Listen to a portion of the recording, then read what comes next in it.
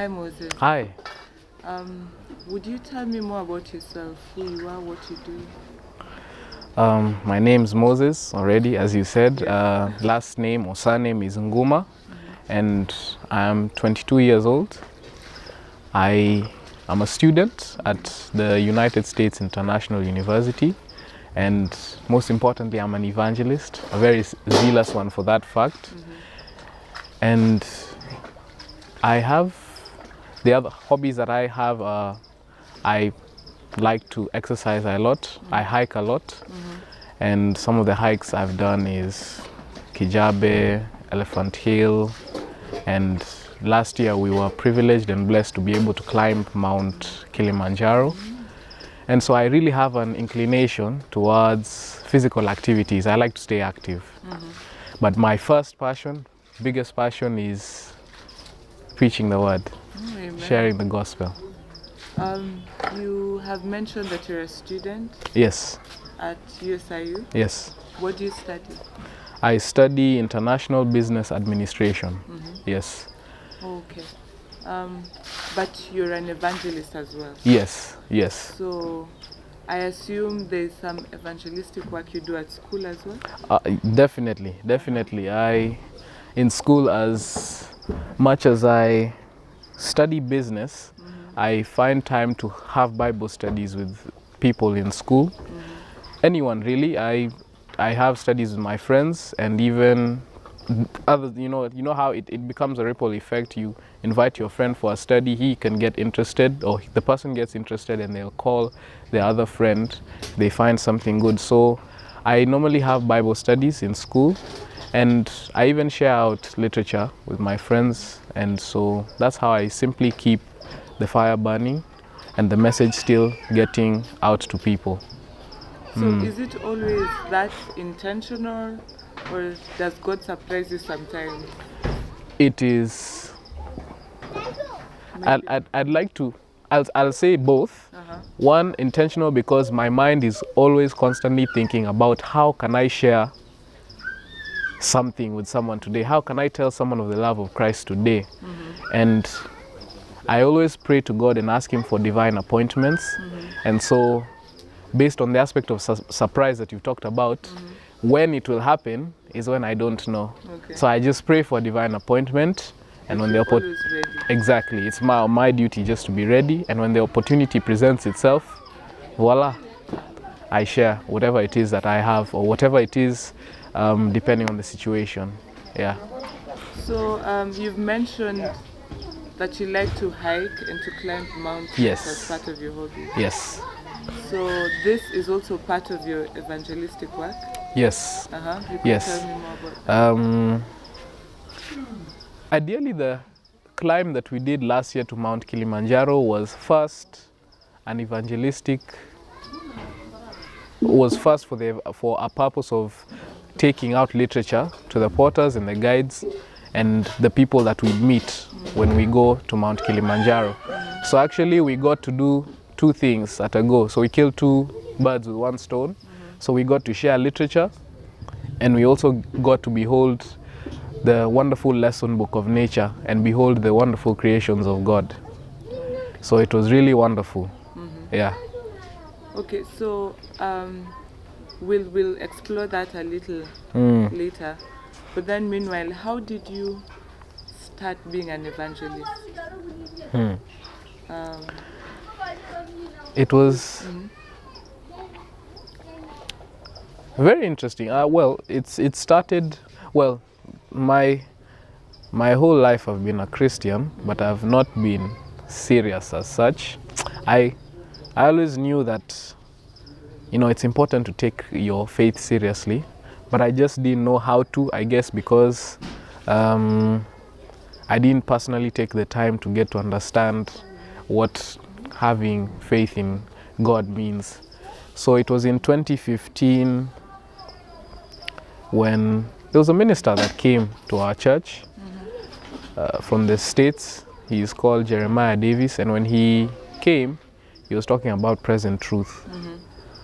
And so, as a Seventh-day Adventist, I had never heard the things he was talking about. So I decided to find out more about this truth. And I was so stirred up because my whole life I always wanted to be part of something big, right? Mm-hmm. I always wanted to have something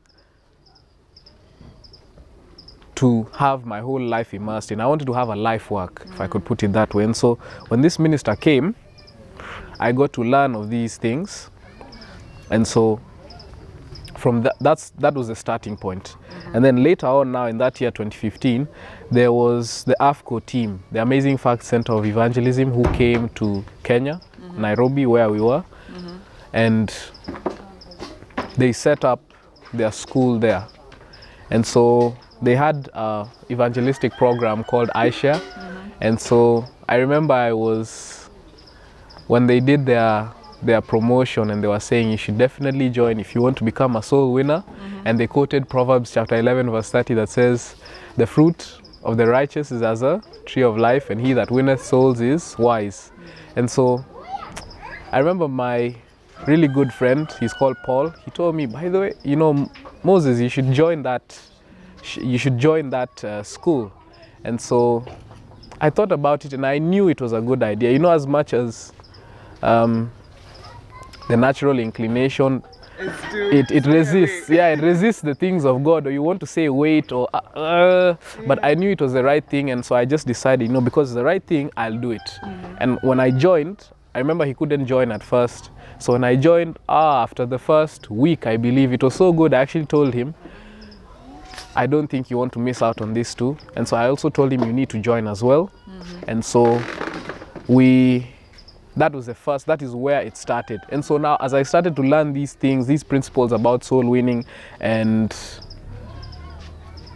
what it means to be a follower of Christ, mm-hmm. which involves sharing that which Christ has given you, it changed my life completely. That the iShare course, which was 12 weeks, it was done on Sundays, it was so good that after I got finished with that, now the next year in 2016, they confirmed that they were going to be lengthening their stay in Kenya.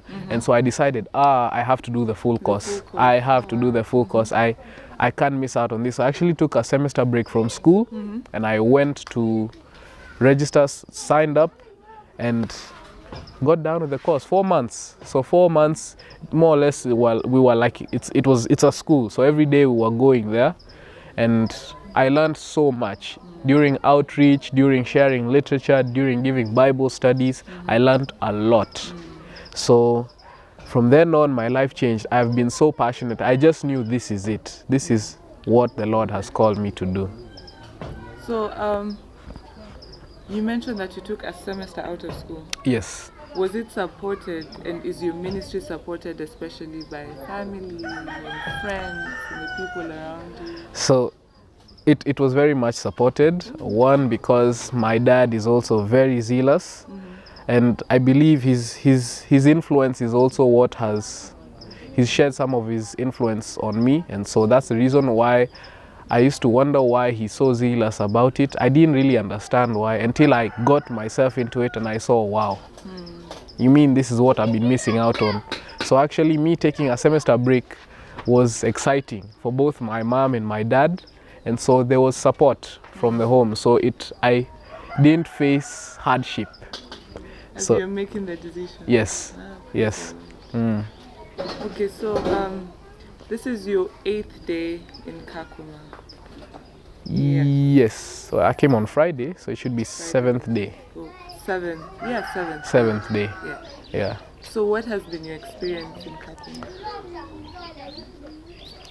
The people have been so loving. I've really practically experienced what service is. You know, I came here to serve, and these people are actually serving us so much more than we expected. Actually, no, when we came, we didn't know what to expect with the conditions here, and so we came prepared for the worst. But on arriving here, I mean, the first thing when I got into the place we were staying, my feet were washed, and I was wondering, wow. You know, I was wearing shoes and not even wearing slippers, so they actually insisted that I took off my shoes. I think there's even a picture, Luke got a picture of that. So I took off my shoes and they actually cleaned my feet. And I was thinking, wow, I've never gone to anyone's house and they washed my feet. That treatment. Exactly. And so everything, the hospitality, you know, they even have a whole place for us to stay. The food, and you know, the food is so nice. I mean, I've got to eat some of the traditional meals that they have, like kisra, the non-fermented one, that is.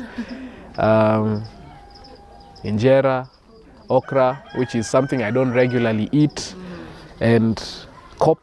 Yeah. So it's been a great experience. I mean, I thank God for everything. Yeah.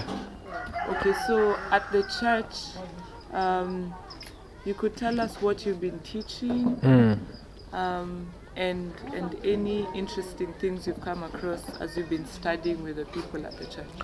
So at the church, it's been a great experience. I got the opportunity to bless and be blessed. And so at the church, I have been teaching on the spirit of prophecy. Actually, I started in the spirit of prophecy on Wednesday, but before that I gave them the rules of Bible interpretation, which were from William Miller. And then we talked about prayer. And yesterday and this afternoon I'm going to be doing evangelism. So one thing I really like about the church is that the people are studious. The people are studious. You know, at first when we were called here and we were told that there is a need for the message to be brought here, I was expecting that people are not very familiar with the scriptures. And so once I got here and I got to hear the things, or I got to hear the conversation amongst the saints, I was very impressed. Especially there's a brother from zone 3. Yeah, I think that's where the Dinkas are, where they're prevalent. And he's actually quite a zealous brother, and I'm very impressed at how he always has something to add on. He's very studious, and whenever you talk about something, he's always quick. He has an SOP quote ready to share as well. And so I was very impressed that the people here are actually very much, they very much know their scriptures and the spirit of prophecy. And so I was really impressed by that. It actually came as a challenge for me to study more. And so the congregation they've been a blessing to me personally, and this definitely goes down into my books as one of the best events of my life, if not the best. Oh, amen. Yeah. So maybe I could also mention that you preached immediately you got here. The next Sabbath you're preaching. Yes. And tomorrow. Yes. Tomorrow is Sabbath and you're preaching again. You're always so excited to share the word and to have the pulpit. Always. What inspires you to volunteer to do God's work with such zeal? Simply the joy that I get out of sharing what Christ has done for me, and the fact that everything that we believe in is real. You know, as I said in the past, because of the lack of understanding that I had, you know, when you have a practical experience, meaning you know that the things that you're talking about are real. Things have happened in the past, as dictated to us in the scripture, and things are getting ready to happen. You know, when I learned of these things, that is actually what gives me so much excitement. And the fact that Jesus brought me to a place of peace, because in the past, I wasn't in a place of peace. I was troubled, basically. You know, I didn't have comfort in my life because I wanted to be someone, but I just didn't know who. I wanted to be loved, quite frankly speaking. I wanted to be, you know, I can't quite, I'm looking for the perfect words to describe it. So because I wanted to be someone, or I wanted to do something or be recognized for something, I just didn't know quite what it was, but I knew somehow God would show me what it is that I wanted to do. And when he showed me that soul winning is the best job that you can do, because you know, the work of sharing the gospel, the work of being a minister, a soul winner, is the most fulfilling work. It's the best job in the world. And the reason I say that is because this work is actually best suited for holy beings. This is a work that even Christ himself came and showed us. He showed us how to do it. Now, here, Christ, who is God the Son, he came and now has said, now I want you to do the same. And I realized, what? You mean me, a mortal, sinful being, has been given the opportunity to be partakers of the divine nature? And I thought, there's nothing, you can't go higher than that. I mean, that's the top. And so I thought, wow, that's very humbling. And so I said, all that is the reason why I'm so excited to share, because it is an opportunity I get an opportunity to please my Maker and to do that which he has bid me to do. Yeah. Amen. So throughout the 2 weeks, we've been learning about health principles. And when you're mentioning your hobbies, you mentioned exercise and hiking, mountain climbing. And I have to mention that most mornings you're the consistent one, showing the other team members exercise workout plan. Yes. So would you tell me more about your fitness plan when you're not here, when you're in Nairobi? Anything you do? Well, I like to try my best to keep a consistent routine. I try to get in at least something little every day, because you know, when you put in little for many days, it becomes much. So the most important thing is just to be consistent, whether you can do squats, push-ups, sit-ups, planks, whatever it is, as long as you can give yourself a consistent number of sets and reps for each day. If you can even do it morning and evening, it works out well. So actually for me, I work with that. If I don't have opportunity to go to the gym, which is in school, or there's a friend of mine, my neighbor, has a gym at his place. If I don't get opportunity, I just do something small at home, just at least to get the system active and at least the muscles running and yeah, blood circulating through the system so I can get stronger. Gospel in practice. Amen. So, last question. You could tell me about the team members you came with to Kakuma. Yes. Wow. Everyone has, I mean, I've learned from everyone. Everyone that's here, the team that I'm here with is, I mean, they're all blessed of the Lord and they're good friends to me. And I believe the stay that we've had here has even helped us form a closer bond. We've now become good friends. And so that's everyone. That's Andy, the cameraman, yourself, Diana, Migok, Kaleche, and even Lou. And I am really thankful to God. You know, one of the things that God blesses you with is friends. And so I'm so happy that I could now have friends, closer friends with all of you here. And I'm really impressed also because everyone that's here had to make that decision to sacrifice. I mean, there are many other places that many other people in the world would rather be than in Kakuma. So actually I've learned something from all of you guys, and I believe you all have the same self-sacrificing spirit that brought me here as well. The same selfless love that we'd like to express, which Christ has put in us. So yeah, I'm really thankful to God for all of you. Yeah. Amen. Okay, thank you for allowing us to interview you. Thank you.